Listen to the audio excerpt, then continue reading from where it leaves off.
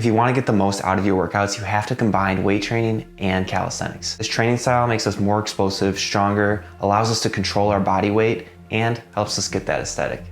And to achieve this, we take the best exercises from both disciplines and cut out what isn't essential to help us achieve what we want as fast as possible. With calisthenics, we develop the strength to do cooler movements like static holds or explosive exercises like the muscle up. And through gaining the strength and mastering our body weight, we're gonna get an aesthetic looking physique. And calisthenics is just kind of fun, so that's another plus. For this hybrid routine though, we're only gonna take the best exercises. And for calisthenics, that's gonna start with the basics, push-ups, pull-ups, dips. And we do easier progressions to build up and add weight or make the movement more difficult or more explosive to keep improving and keep growing in that exercise. Mastering these fundamentals is gonna help us get a wider back, grow our chest, and it's gonna lead to more athletic movements in the future.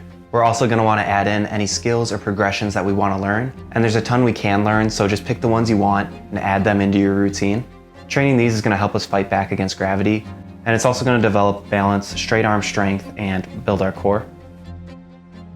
Weight training is one of the most effective ways to build and target muscle, helping us get bigger, stronger, improves our physique, and it transfers to athletics. But we just want to take the best exercises so we can save our energy for calisthenics. So we're mostly going to be focusing on compound exercises as they bring the most results. These are exercises that work more than one muscle group: rows, squats, bench press, all that jazz. These compound lifts bring the most results, and it's going to help us put on muscle and build up strength over time. Using Olympic lifts is also a great idea, as these really transfer over well for athleticism. They do take some technique and some time to learn.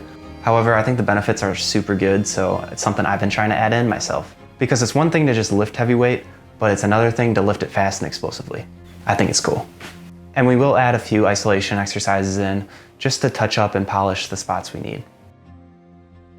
We got weights, we got calisthenics, now we combine them, weight aesthetics, or just like hybrid training. And to do this, we focus on exercises that give us the results and cut out the things that aren't as beneficial.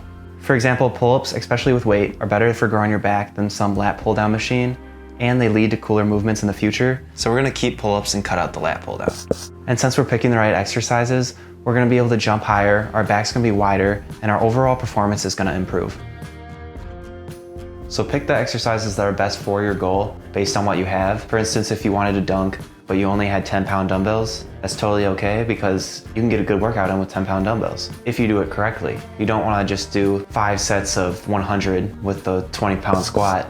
Instead, do some plyometrics to get your spring up, then go into some pistol squats where you're really struggling and kind of getting stronger. Then you can use those 10-pound dumbbells to do jumping squats, and then do Nordics, and then do calf raises. Doing that will give you a lot better results than some high repetition workout.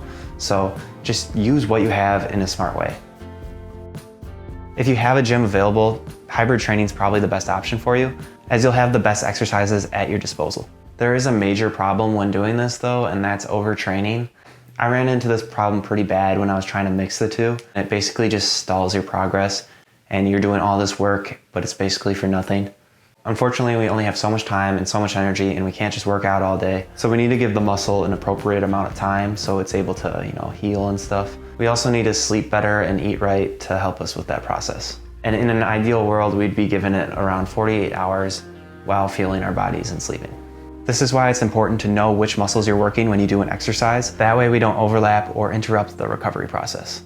For example, the front lever is mostly lats and core.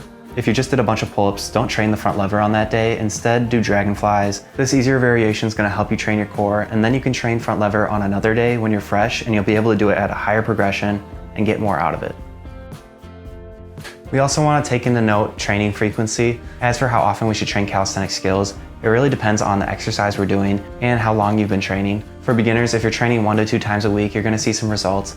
And for intermediate people, I think 2 to 3 times a week is a good number. However, we're mixing it with a bunch of weights. So I personally do 2 times a week, and the results are a little bit slower, but we're able to put on some muscle, so I guess that's good.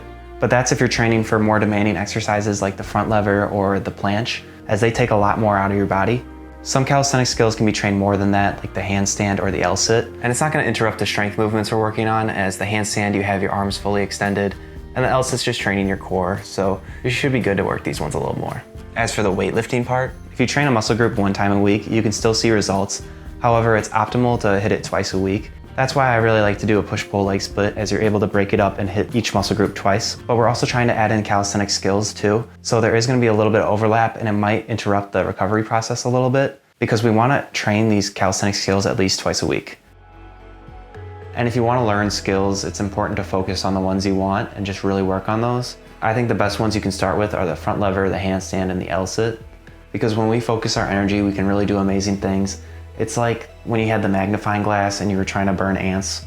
You know, you take the energy of the sun, you focus it on the magnifying glass, on that one ant, and then it goes kaboom. So find out what ant you're gonna burn.